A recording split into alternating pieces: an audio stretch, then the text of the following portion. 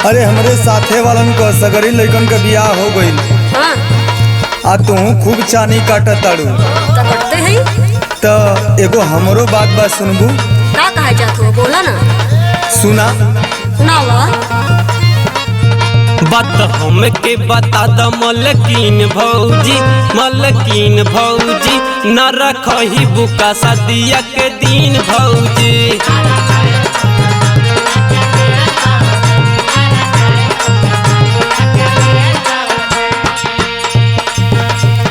अच्छा यही खातिर भूमिका बनावत रहला, यही खातिर आगे पीछे घूमत रहला।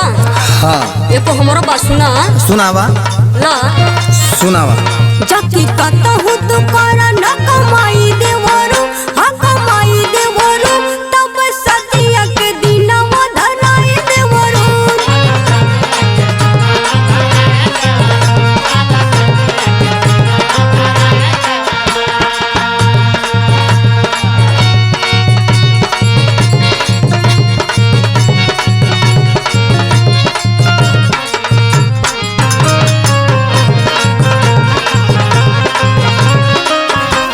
अरे सुना भौजी, हाँ बोला।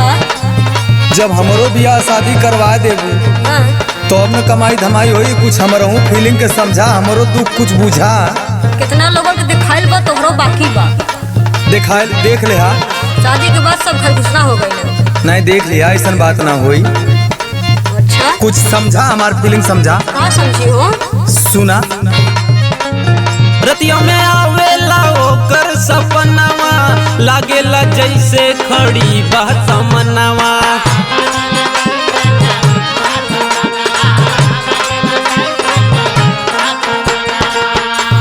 ए भौजी, का हो। जब से गांव के पूर्व वाला वो काली माई के मंदिर में ओके देखले हैं, हाँ तब से रोज वो सपना में उहे आ रहल बिया। अच्छा ये बात बिया का। हाँ कुछ बुझा। रतिया में आवेला ओकर सपनावा, लागेला जैसे खड़ी बात मनवा।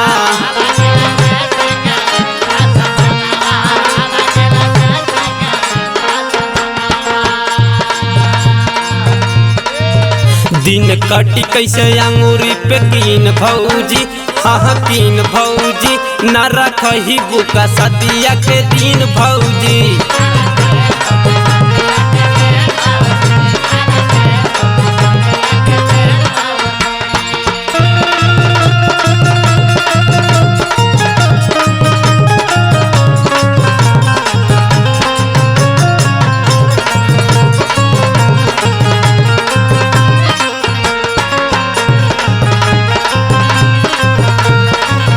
अब यही तो बहुत पिछड़त बाटा।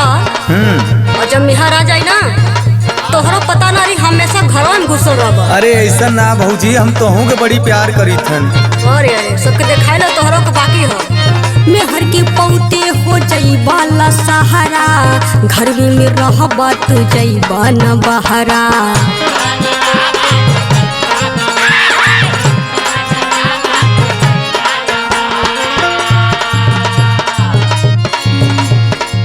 मेहर के पौते हो जईबा ला सहारा, घर में रहबा तू जईबा न बहरा।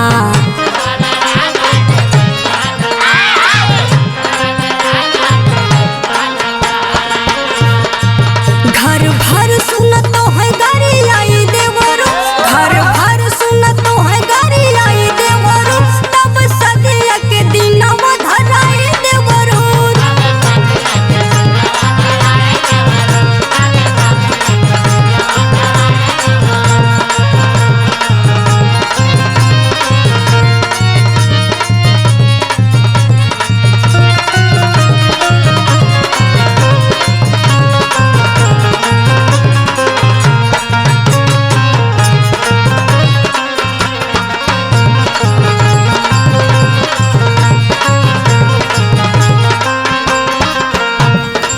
भौजी कुछ बुझा परेशानी हमार।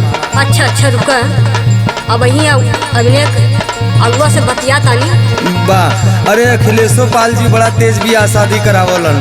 अच्छा अच्छा रुका, हम दोनों लोगों से बतिया लेता। अब निकल करा बात भौजी तू फोन में, सदिया के दिनवा रखा दहन जून में।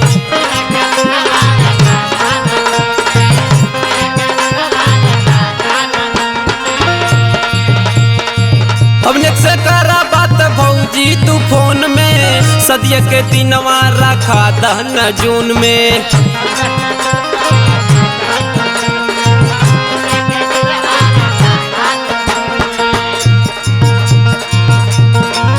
लेके लोन दी राजू सब कीन भौजी, हाँ कीन भौजी, न रखही बुका सदिया के दिन भौजी।